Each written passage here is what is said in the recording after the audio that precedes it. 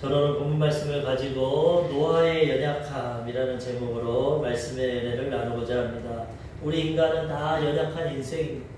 자기가 잘났고 힘이 있는 것 같지만 다 한계가 있고 연약함이 있습니다.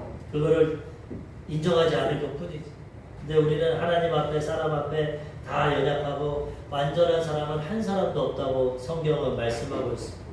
오늘도 본문의 주인공인 노아는 당대의 완전한 자라고 했어요. 저번 주에 하나님이 그 많은 인생들이 일평생 죄만 지으니까 하나님 심판하십니다. 사랑의 하나님이지만 죄악 가운데는 공의로 심판하시는데 노아와 그 가족들 8식구에게는 은혜를 베푸셨어요. 노아를 통해. 근데 노아를 소개할 때 당대의 완전한 자라고 했어요. 근데 그건 상대적인 의미다. 그 사람들보다는 의롭고 하나님을 경외했지만 노아도 죄성이 있고 연약했다. 오늘 그것이 본문에 드러납니다. 그래서 우리는 하나님의 은혜가 필요합니다. 노아의 의로 구원받은 게 아닙니다. 그래도 애쓰고 노력하였고 하나님을 섬겼기 때문에 부족하지만 하나님의 은혜를 베푸셔서 그의 가족들과 구원해 주셨다는 거예요.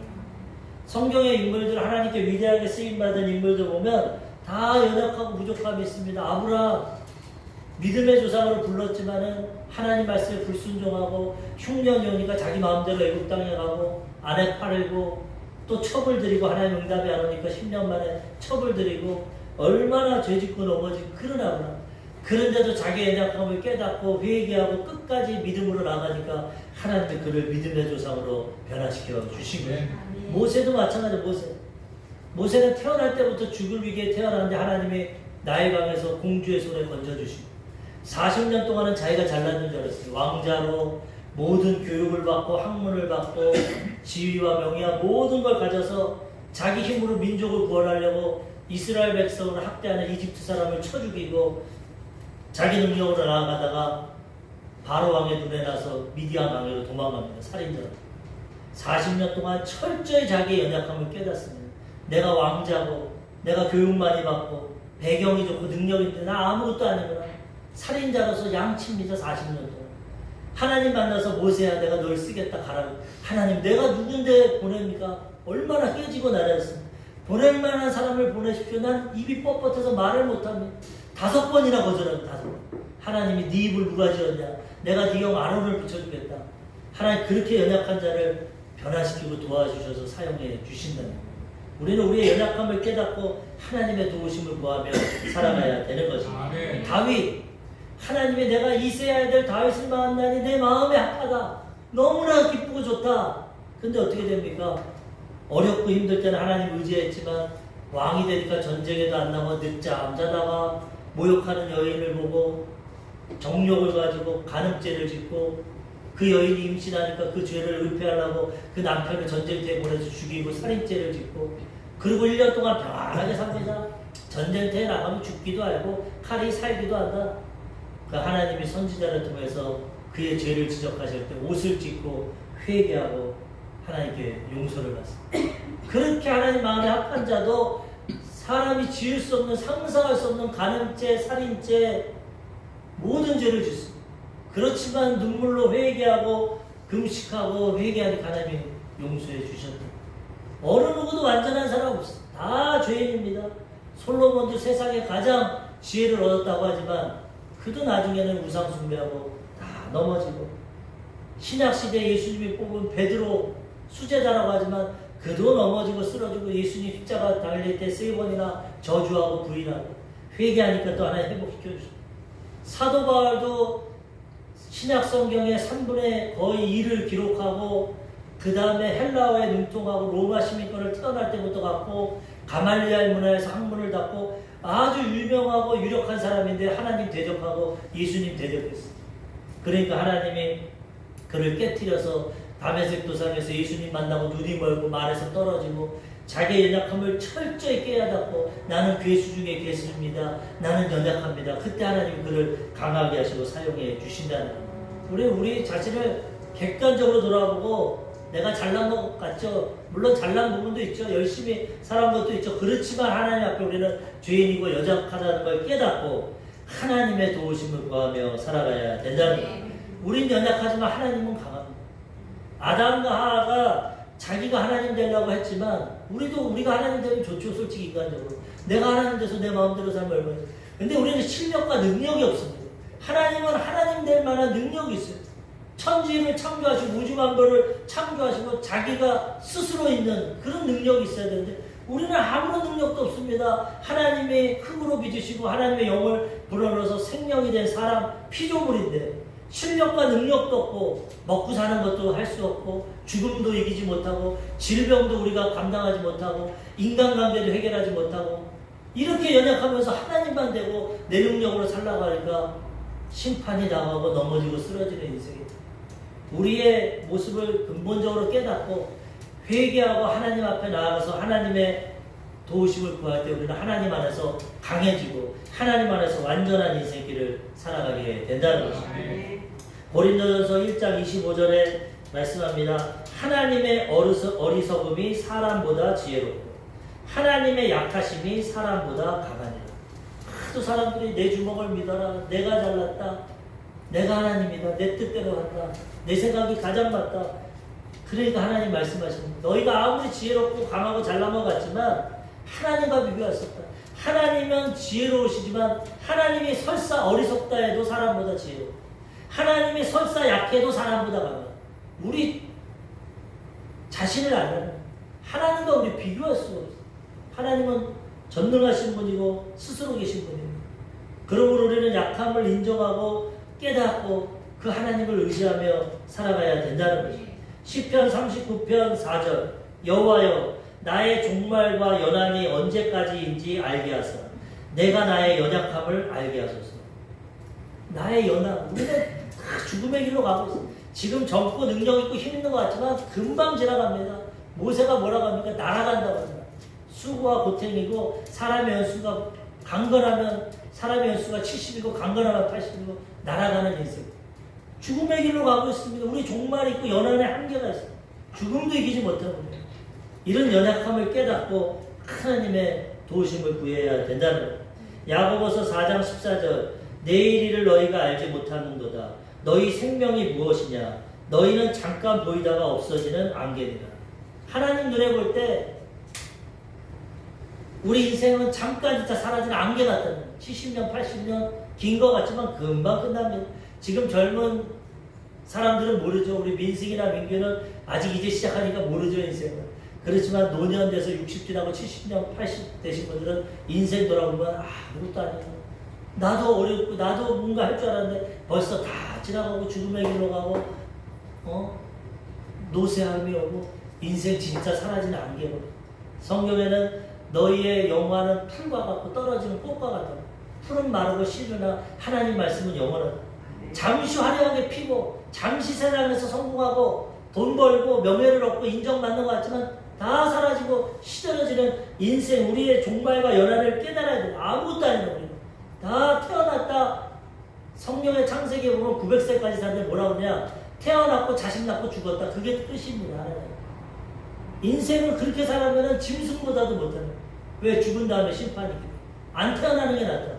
그렇지만 태어나서 자녀 낳고 죽기 전에 예수님 만나서 구원받고 영생 얻으면 가장 복된 인생이 되게 되는 것입니다. 우리 그 하나님 의지하고 살아가야 된다는 것입니다. 사도 바울이 능력이 있었지만 하나님이 그를 아까도 약하게 하게 사용하셨습니다. 죽은 자도 살리고 가는 곳마다 병원 고치지만 자기 병원 못 고치고 막 설교하다 쓰러지고 막 뭐 하다가 넘어지고 그래서 3번을 기도합니다. 하나님 이 병 좀 고쳐주십시오. 내가 주의 종으로서 사람들 병 고치고 능력 행하고 귀신도 쫓아내고 심지어는 죽은 사람도 살리는데 왜 나는 이 병에 넘어지고 쓰러집니까? 하나님이 너 교만할까 봐 그래. 네가 약할 때 나의 능력이 나타나. 너는 약해도 상관없어. 내가 강하기 때문에. 우리가 약할 때 하나님을 의지하고 하나님의 능력이 나타나게 되는 것입니다. 내가 잘났다고 내가 강하다고 하면 하나님이 가만히 두시고 그래 네가 해봐라. 아무것도 할 수 없고 실패하고 넘어지고 연약함을 깨닫고 하나님을 의지할 때 하나님이 우리를 붙잡아 사용해 주신다는 거예요. 고린도후서 12장 9절 나에게 이르시기를 내 은혜가 내게 족하도다. 이는 내 능력이 약한 데서 온전하여 짐이라 하신지라. 그러므로 도리어 크게 기뻐함으로 나의 여러 약한 것들에 대하여 자랑하리니 이는 그리스도의 능력이 내게 머물게 하려 함이라. 하나님이 네가 아픈 거 그 은혜가 좋다. 약할 때 너는 겸손해지고 강해질 수 있어. 그래서 바울은 약함을 잘합니다. 내가 배운 거, 로마 시민 거, 내가 가진 거 다 배설물 같이 버리고 난 십자가에도 예수님의 은혜만 구한다. 약할 때 하나님이 그를 능력으로 사용해 주셨다는 거죠. 고린도후서 12장 10절에도 그러므로 내가 그리스도를 위하여 약한 것들과 능력과 궁핍과 박해와 공고를 기뻐하노니 이는 내가 약할 그때의 강함이다. 약할 때 더 기도하고 약할 때 하나님 의지하고 약할 때 하나님과 동행함으로 우리 하나님의 능력이 나타나게 된다는 거예요. 하나님이 이 세상에서도 누구를 부르시나 약한 자들 부르십니다. 지혜 있고 문벌 좋고 학벌 있고 잘났다는 사람은 안 부릅니다. 왜? 교만해서 하나님 안 연약하고 부족하고 약한 자들을 들어서 사용하신다. 고린도 교회가 잘났다고 분쟁하고 싸우니까 바울이 말합니다. 고린도전서 1장 26절에서 27절 형제들아 너희의 부르심을 보라. 육체를 따라 지혜로운 자가 많지 아니하며 능한 자가 많지 아니하며 문벌 좋은 자가 많지 아니하도다. 그러나 하나님께서 세상에 미련한 것들을 택하사 지혜 있는 자들을 부끄럽게 하려 하시고 세상에 약한 것들을 택하사 강한 것들을 부끄럽게 하려 하십니다. 인생이 교만해서 하나님 떠나니까 하나님이 그 교만한 인생들은 사용하지 않고 연약하고 부족한 인생을 사용해서 그 교만한 자들을 부끄럽게 해 주신다는 거예요. 고린도전서 1장 28절에서 29절에도 하나님께서 세상에 천한 것들과 멸시받는 것들과 없는 것들을 택하사 있는 것들을 폐하려 하시나니 이는 아무 육체도 하나님 앞에서 자랑하지 못하게 하려 하심이라. 하나님 자랑하는 걸 싫어합니다. 왜? 하나님이 다 주셨니? 겸손하게 하나님께 감사하고 영광 돌리는 걸 기뻐하시지 내가 잘났다, 내가 하나님이다, 내 율법을 믿어라, 내가 지혜롭다, 내가 이거 하나님이 제일 싫어하는 게 교만입니다. 그렇기 때문에 우리는 하나님의 은혜를 알고 겸손하고 아무도 자신의 것을 자랑하지 말고 하나님께 감사하고 영광 돌리며 살아가야 된다는 거예요. 너무 인생이 교만하니까 보잘것없는 우리 같은 사람들을 택해서 예수 믿게 하시고 우리를 통해 하나님의 능력을 나타내시고 있는 자들을 부끄럽게 주신다는 거죠. 우리 사랑하는 우리 김선미 권사님, 임종근 집사님 얘기 들어보니까 여기 옆에 도락산도 있고 하는데 우리 임종근 집사님은 항상 감사한다는 하나님. 이렇게 좋은 건강을 주시고 자연을 주시고 이 모든 걸 주시고 그 산도 막 기쁨으로 쓴다는 거. 하나님의 은혜를 하니까 감사하지 않습니까? 내 능력으로 하는 것 같지만 하나님의 은혜 주셔서 지금까지 건강 주시고 행복한 가정 주시고 또 모든 일용할 양식 주시고 모든 자연만물 주시고 누리게 하시고 모든 것이 감사하고 이것이 진정으로 하나님을 알게 되고 이렇게 하나님 앞에 감사하고 우리의 연약함을 나타낼 때 하나님 우리의 삶을 책임져 주시고 인도해 주신다는 거예요. 우리는 연약하기 때문에 하나님의 은혜가 필요합니다. 노아도 연약한 인생이었어요. 하나님의 은혜로 구원의 방주에 들어갑니다. 우리도 연약하지만 예수 그리스도를 믿고 하나님의 은혜를 구하면 우리를 변화시키고 우리를 사용하시고 구원의 방주로 인도해 주신다는 거예요. 노아의 연약함이 이제 나타납니다. 첫 번째로 포도주에 취하는 노아. 포도주에 취합니다. 그렇게 당대 의인이고 하나님께 인정받았는데 홍수가 지나고 농사지어서 포도 농사가 잘 되니까 이제 편안해. 사람이 잘 될 때 넘어져. 그런즉 선줄로 생각하거든 넘어질까 조심해. 어렵고 힘들 때 하나님 의지합니다. 근데 잘나면 이제 또 자기가 들어요. 농사 잘 되고 아무런 환난이 없으니까 포도 농사 되면 발효가 되지 않습니까? 포도주를 잔뜩 먹고 취해버렸어. 취한 것까지는 좋은데 몸에 열이 나니까 옷을 다 벗어버리고 자고 있어. 자녀들에게 부족한 모습이 드러나게 됩니다. 노아가 당대 의인이고 완전한 것 같지만 이렇게 연약합니다. 절제하지 못했어. 사람은 절제하면서 살아가야 됩니다. 우리가 타락했기 때문에 타락하기 전에는 선악과만 안 먹으면 모든 거 다 해도 됩니다. 하나님 안에서. 하나님 자유 주시고 다 하게 하셨어요. 선악과를 먹고 난 이후로 우리에게 죄가 들어오고 금지되게 하셨어요. 그래서 절제를 해야 돼요. 우리가 타락한 본성과 본능을 갖고 있어요. 먹는 것도 절제해야 되고 보는 것도 절제해야 되고 우리가 말하는 것도 절제해야 되고 다 절제해야 돼. 절제. 그런데 이 절제력이 떨어집니다. 그래서 인생은 절제하지 못하고 탐욕을 가지고 살다가 넘어지고 쓰러져요. 돈도 어느 정도 벌어야 되는데 그냥 탐욕을 가지고 불법적인 방법으로 돈을 벌어요.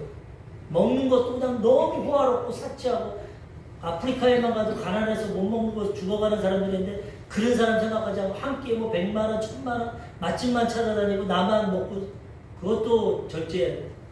보는 것도 절제해야 돼. 절제하며 살아갈 때 우리가 하나님 앞에서 온전히 살아가게 된다는 것입니다. 성령의 마지막 열매가 우리가 예수 믿고 거듭나면 성령이 오셔서 우리의 인격을 변화시키는데 마지막의 열매가 절제입니다. 완성되는 사랑과 희락과 화평과 오래 참음과 자비와 양성과 충성과 온유와 절제. 사랑하고 기뻐하고 오래 참고 인내하고 선한 양심을 가지고 겸손하고 다 하는데 이거의 완성이 절제입니다. 이 모든 것을 절제하고 살아갈 때 우리가 예수님의 성품을 닮아가고 하나님 잡게 자녀 잡게 살아가게 되는 것입니다. 절제 못해서 넘어지고 쓰러지는 인생이 너무나도 많다. 절제해야 돼. 잠언서 25장 28절 사람의 마음을 제어하지 아니하는 자는 성읍이 무너지고 성벽이 없는 것 같으니라. 내 마음 붙잡지 못하고 원하는 대로 다 하고 절제하지 못하면 성읍이 무너지고 성벽이 무너지는 것 같은 화가 임하게 된다는 거예요. 잠언서 10장 19절 말도 절제해야 됩니다. 말이 많으면 허물을 면하기 어려우나 그 입술을 제어하는 자는 지혜가 있느니라. 내가 잘나가고 말 많이 하지만 하다 보면 나의 연약함이 됩니다. 세상 말해도 가만히 있으면 중간 간다. 가만히 있으면 몰라 저 사람 실력. 말하면 다 드러나. 말도 절제 함부로 말하지 조심하게 말해야 된다는. 잠언서 16장 32절 노하기를 더디하는 자는 용사보다 낫고 자기의 마음을 다스리는 자는 성을 빼앗는 자보다 나으니라. 마음을 다스려. 화나는 것도 절제해. 그러면 유익이 없는. 화나는 대로 막 차로 들이받고 화나는 대로 불지르고 내 마음대로 하면 얼마나 사람들에게 피해를 주고 나에게도 불행이 없는. 절제해 절제. 우리 조 목사님이 화가 많은 성격이라 가지고 너무나 실수를 많이 하고 쓰러졌는데 그 다음부터 화가 나면 열을 샌답니다. 열만 세자 열만. 그러면 화가 좀 덜을. 절제하고 다스려야지. 화난 대로 하면 당장은 후련할지 모르지만 나중에 더 큰 어려움과 피해가 오게 된다는 거예요. 노아는 포도주를 절제하지 못함으로 자기의 연약함을 자식들에게 보여요. 너무 연약한 것이 있어. 창세기 오늘 본문 말씀 9장 18절에서 19절에 보니까 방주에서 나온 노아의 아들들은 셈과 함과 야벳이며 함은 가나안의 아버지라. 노아의 이 세 아들로부터 사람들이 온 땅에 퍼지니라. 하도 죄가 가냐니까 하나님이 다 심판하셨습니다. 노아와 세 아들, 세 며느리, 노아의 아내 8식구만 구원받아서 인류를 다시 새롭게 시작하는데 근데도 또 죄가 드러나고 인간의 연약함이 드러나요. 우리는 다 죄인이고 연약할 수가 없어요. 하나님의 은혜가 아니면 우리는 살아갈 수가 없다는. 근데 이 셈과 함과 야벳으로부터 온 땅에 퍼져갑니다. 그래서 성경적으로 역사적으로 보면 셈은 동양인의 조상이 됩니다. 아브라함으로부터 동쪽으로 퍼져서 동양인의 조상이 셈이 되고 그 다음 함은 남쪽으로 내려가서 아프리카 흑인들의 조상이 되고 야벳은 북쪽으로 올라가고 해변길로 올라가서 유럽 사람의 조상이 되고 환경과 상황이 틀리니까 이제 피부색도 달라지고 다 달라지는데 원래 인류의 시작은 아담이지만 아담의 후손들이 타락함으로 노아를 통해서 셈과 함과 야벳이 온 지역에 흩어지게 됐다고 성경은 말씀하고 있습니다. 아담과 타락하니까 에덴 동산으로 쫓아냈어. 에덴 동짝을 천사와 도는 칼로 지키게. 인류는 그 동쪽으로부터 흩어지는데 성경에 보면 에덴 동산이 강이 4개가 있는데 지금 현존하는 강이 티그리스 강이랑 유브라테스 강입니다. 그것이 이라크 지역에 있는 이스라엘과. 그래서 에덴의 동쪽으로 인류가 바벨탑을 쌓고 거기서부터 흩어졌는데 그래서 많은 학자들이 에덴이 과연 어디 있을까? 하나님이 지금 영적으로 감춰놨지만은 뭐 이스라엘이라고 하는 사람도 있고 뭐 터키 지역이라고 하는 근데 하나님 감춰놨으니까 우리는 알 수 없는 것이고 인류는 거기서부터 흩어지게 되었다는 거예요. 그래서 제가 성지순례 가보니까 진짜 그렇더라고요. 성지순례 가서 먼저 이집트 시내산에 갔는데 거기는 아프리카입니다. 이집트. 그 다음에 예루살렘 이스라엘을 가니까 거기 중동 아시아로 흩어지고 또 로마 이탈리아를 가니까 거기 유럽. 우리는 동방에서 제일 끝에 있어서 서양 종교가 올 때 토속신과 우리 조상신을 섬겨야지 무슨 알지도 못하는 이스라엘의 유일신을 섬기냐 서양신을 섬기냐 그러지만 거기서부터 흩어져 나온 겁니다. 우리가 시작은. 그럼 우리가 믿는 불교는 우리의 전통 종교입니까? 불교는 힌두교에서 나온 겁니다. 태국에서 아니 인도에서. 그렇기 때문에 이 종교라는 것이 이스라엘에서 유일신 나오고 그들의 첩의 아들인 이슬람교가 나오고 그들이 흩어지면서 토속종교 힌두교가 나오고 거기서 불교가 나와서 우리 그 일본까지 전해지고 아시아는 이런 종교가 지어졌고 기독교는 서진했기 때문에 이스라엘부터 터키, 그리스, 로마, 독일, 영국, 미국 그리고 한국까지 이제 한국에서 지금 인도까지 동남아시아, 인도 땅끝까지 증거되는 주님이 오신다. 근본이 여기서부터 시작되는 것을 우리가 알아야 된다는 거예요. 그리고 이렇게 시작을 하는데 벌써 먼저 실수합니다. 9장 20절에서 21절 노아가 농사를 시작하여 포도나무를 심었더니 포도주를 마시고 취하여 그 장막 안에서 벌거벗은지라. 수치를 다 벌거 하나의 연약한 인간이라는 것을 보여준다는 거예요. 술이 좋은 것 같지만 너무나도 해가 많습니다. 그래서 하나님이 술을 먹지 못하게 합니다. 원래 외국에는 술을 좀 먹습니다. 왜냐하면 물이 안 좋기 때문에 석회질이기 때문에 프랑스는 포도주를 발효해서 먹고 독일은 맥주를 해서 먹고 외국은 물이 안 좋기 때문에. 그런데 우리 한국은 선교사들이 처음 와서 보니까 한국 사람들이 다혈질이고 술을 한번 먹었다면 끝장을 못 내요. 도박을 해도 끝장을 못 내요. 이 민족은 아예 술을 못 먹게 해야겠다. 그래서 선교사들이 쫓아낸 게 술을 절대 기독교 예수 믿음 먹지 마라. 담배 피지 마라. 몸이 안 좋으니까. 그걸 금했어. 많은 사람들이 성경에 어디 술 먹지 말라, 술 취하지 말라만 했지 먹지 말라 그러지만 먹다 보면 취합니다. 절제 못해 우리 인생. 잠언서에는 쳐다보지도 말라고. 술은 유익한 면이 있는 것 같지만 해가 너무나도 많습니다. 우리 술을 절제하고 경계해야 돼요.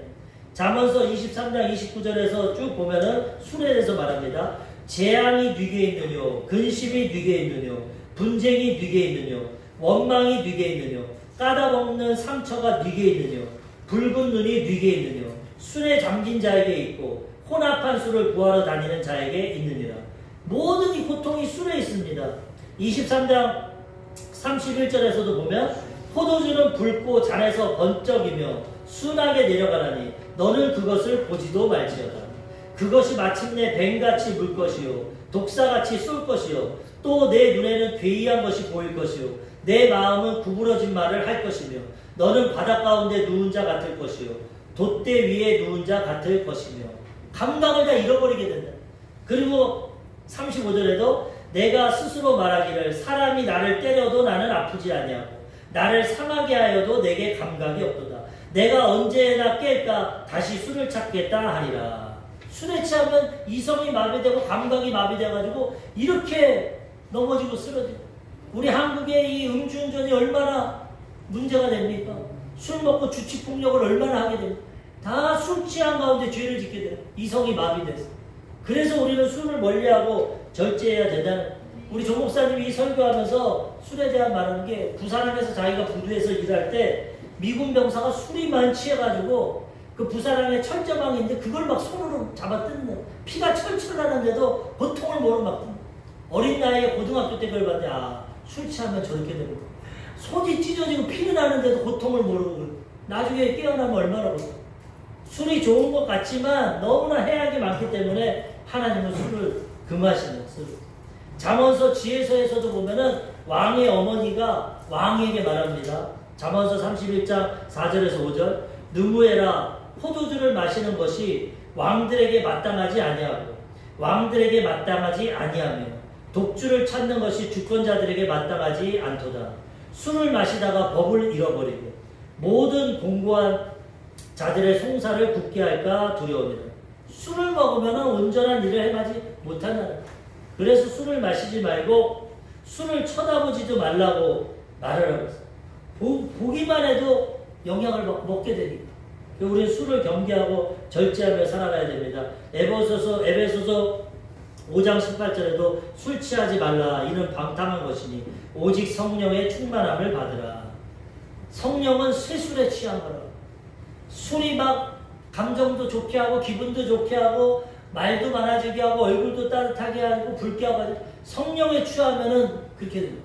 성령을 통해서 마음에 세상이 줄 수 없는 기쁨이 오게 되고 소망이 넘치게 되고 그거에 우리는 성령 충만을 받아서 그 기쁨으로 살아가야지 세상 사람들 같이 술 취하는 기쁨에 살아가서는 안 된다는 거예요. 술을 지면은 반드시 거기에 대한 대가가 나와. 많은 사람들이 술 먹고 안 걸리고 모든 장기가 안 좋아지고 안 좋은 게 많습니다. 우리는 절제하고 살아가야 되는데, 물론 예수님도 술을 드셨고 오늘 성찬식에도 포도주를 조금 마십니다. 이거는 기념하는 거예요. 이스라엘도 포도주가 물이기 때문에. 그렇지만 예수님 뭐라고 합니까? 십자가 지기 전에 이제는 내가 포도주 안 먹고 하늘나라에서 새 것으로 가요. 천국에도 포도주는 있을 겁니다. 그렇게 해서 하나님 뜻 가운데 마실 수는 있겠지만은 술은 취하는 것이 좋지 않기 때문에 멀리하는 게 좋다고 성경은 말씀합니다. 두 번째로 노아의 연약함이 들어가니까 아들들의 반응이 나옵니다. 셈과 함과 야벳의 반응. 우리가 삶을 살아갈 때 내가 원하지 않던 여러 가지 일들이 옵니다.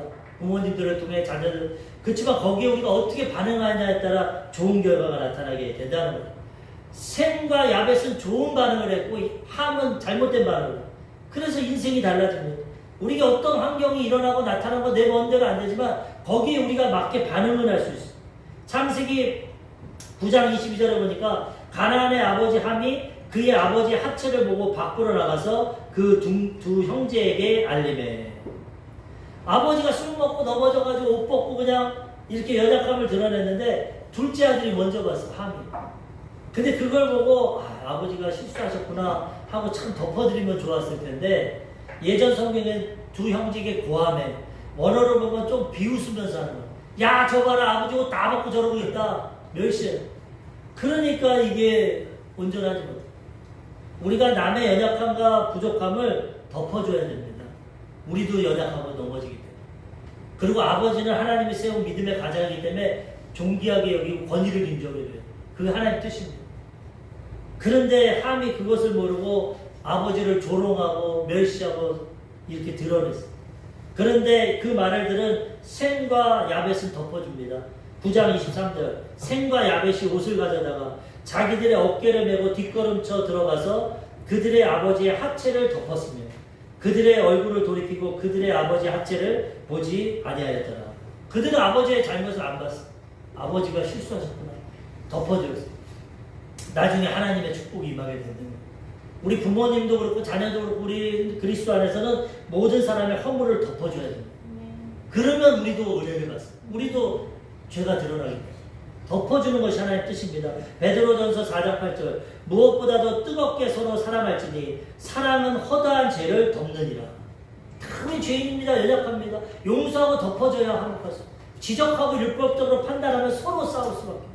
우리는 하나님 우리 죄를 덮어주셨기 때문에 우리도 우리에게 죄 짓고 넘어지고 연약한 자 덮어주며 살아가야 되는 것입니다. 마가복음 11장 25절. 서서 기도할 때 아무에게나 혐의가 있거든 용서하라. 그리하여 하늘에 계신 너희 아버지께서도 너희 허물을 사하여 주시리라 하시니라.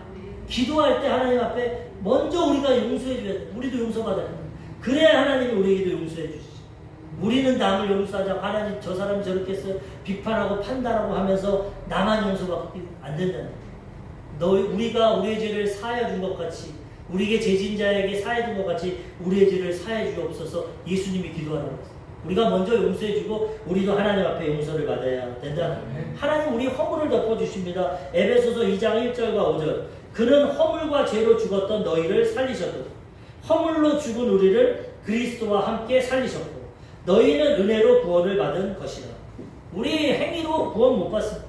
우리와 죄와 허물이 얼마나 많습니다. 근데 하나님은 우리를 덮어주시고 은혜로 공짜로 믿음으로 구원해 주셨다는 거예요. 이 큰 은혜를 받았고 사랑의 빛을 줬기 때문에 우리는 우리의 주변에 있는 사람들을 덮어주고 용서하고 살아가야 된다는 거다. 구원은 믿음으로 거저받습니다. 우리가 할 수 없기 때문에. 근데 축복은 우리의 행함으로 받습니다. 우리가 용서하고 사랑 실천하고 섬기고 행할 때 하나님이 복을 허락해 주십니다. 심은 대로 걷는 겁니다. 자연법이지. 그래서 우리는 선을 심고 남을 용서하고 허물을 덮어줄 때 우리도 실수하고 넘어지면 덮어짐을 받고 용서를 받게 된다는 거예요. 항상 주변 사람들 가정이 율법적인 가정이 되면은 힘듭니다. 요번에 제가 아는 친척 누나가 전화가 왔는데 어느 순복음에 있다가 장로교회를 갔는데 교회는 크고 그런데 얼마나 이 말씀으로 때린다고 표현하기 좀 그렇지만 율법적으로 그냥 막 판단을 하고 막 하니까 너무나 괴로워서 앉아있을 수가 없어요. 물론 율법도 알아야 됩니다. 잘못된 것도 깨달아야 되죠. 그렇지만 결론은 용서받고 사랑으로 하는 게 하나님 뜻입니다. 과거 구약의 율법으로 하나님이 심판하고 때렸지만 망했습니다. 죄를 못 받아요. 신약에는 은혜로 믿음으로 십자가에서 구원하시고 믿기만 하면 구원하시는 사랑을 주시고 완성을 했어요. 율법. 우리의 신앙생활은 율법적인 신앙생활이 되면 안 됩니다. 물론 나는 율법을 지키고 회개하고 변해야 되지만 내가 율법주의자가 돼서 사람들 잘못된 거 지적하고 판단하면 안 돼요. 용서하고 사랑으로 덮어주면 하나님이 변화시켜 주신다는 거예요. 교회도 율법적인 교회가 돼서 그냥 말씀으로 잘못만 지적하고 판단하고 하면 다 넘어지고 쓰러집니다. 자녀 기를 때 채찍만 때리면 어떡합니까? 하나님에게 용서와 실망과 사랑을 줘서 그걸 받고 회개하고 변화대로 인도해야 됩니다. 하나님 사랑으로 완성하십니다. 우리는 사랑으로 허물을 덮어주고 이렇게 용서하며 살아가야 된다는 거죠. 마지막 세 번째로 아들을 저주하는 노아. 또 노아의 연약함이 들어요. 자기가 술 먹고 실수했으면 아유 내가 부끄럽다 해야지. 자기의 잘못을 지적했다고 자기 아들을 저주합니다. 이 노아의 연약함. 웬만하면 부모가 자식이 실패해도 덮어주죠. 어떻게 그렇게 저주를 합니까? 무섭게. 종의 종들이 되기를 원해요. 이 노아가 마음이 참 부족한 사람이에요. 자기의 실수를 인정하지 않고 자기 자식을 저주합니다. 창세기 9장 24절에서 25절. 노아가 술이 깨어 그의 작은 아들이 자기에게 행한 일을 알고 이에 이르되 가나안은 저주를 받아 그의 형제들의 종들의 종이 되기를 원하노라. 함이 가나안의 아비라고 계속 성경은 말합니다. 왜? 자기의 손주를 저주합니다. 함의 아들, 둘째 아들이 자기에게 향을 주고 그를 저주하는 게 아니라 그의 손자, 가나안을 저주합니다. 종들이 되게. 이런 무시무시한 일을 행합니다. 아들에게. 그리고 자기에게 자란 아들들에게는 축복합니다. 이게 인간의 연약함입니다. 잘못하고 연약해도 자기가 회개하고 덮어줘야지. 이렇게 해서 이게 인류 역사가 너무나도 고통이 되는 겁니다. 믿음의 가장이기 때문에 그의 선언이 하나님이 그를 이루어주신다. 부족하고 연약해도. 9장 26절과 27절에는 또 이르되 셈의 하나님 여호와를 찬송하리로다. 가나안은 셈의 종이 되고 하나님이 야벳을 창대하게 하사 셈의 장막에 거하게 하시고 가나안은 그의 종이 되게 하시기를 원하노라 하였더니. 이기적으로 축복하고 저주합니다.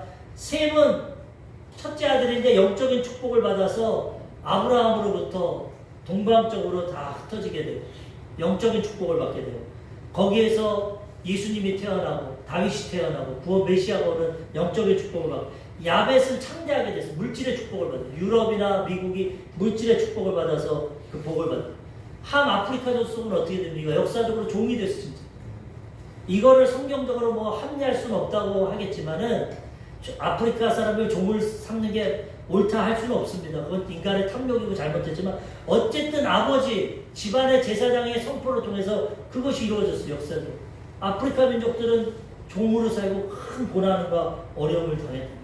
남을 덮어주지 않고 지적할 때 이런 어려움이 왔고 또 인간의 연약함을 통해서 이런 어려움이 오게 되었다. 가장은 축복권이 있습니다. 집안의 제사장이기 때문에 하나님 뜻대로. 그래서 부모님들이 자녀를 축복해야 합니다. 예전에 조용기 목사님 장모님이었던 최자실 전도사님이 이분도 성격이 강한 분인데 아들 둘인데 너무 말을 안 듣고 속이 세겨가지고 한 번은 말 같은 걸 하다가 나가는 뒤통수에 대는 거야. 이 가다가 교통사고를 하나 그렇게.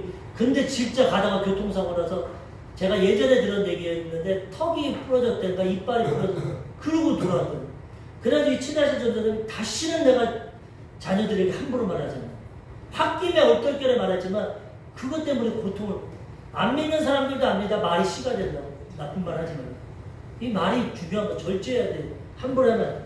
예전에 한국 사람들이 이런 거 볼 때 얼마나 자식들한테 이 연병할 놈아, 이 나쁜 놈아. 우리 박영석 안수사님이 예전에 저 어렸을 때 알았을 때 뭐라 그러냐. 한국이 기독교가 들어오고 이렇게 잘 되면 자식들한테 코 풀 때 흥해라, 흥해라. 그래서 흥했다고. 그 말 아직도 내가 기억나. 어렸을 때 들었는데. 그런데 막 저주하고 심판하면 그대로 되는 거예요. 축복하고 용서하고 덮어줘야 된다는 것입니다. 자녀들에게 항상 축복권을, 특히 아버지는 축복권이 있어요. 이 제사장도 축복권이 있는데 엘리 제사장은 타락한 제사장입니다. 영적으로 어두워지고 자식 교육 못했어요. 그런데도 한나가 사무엘 낳기를 위해 기도할 때 엘리 제사장이 하나님이 네 기도 응답한다 할 때 애를 낳았어요. 잘못돼도 주의 종의 그 권리가 있기 때문에 하나님 나중에 심판하지만 그의 기도를 들어주신다는 축복을. 집안의 가사장은 남자입니다. 남편, 아버지. 아버지가 축복할 때 자녀들이 복을 받게 돼요.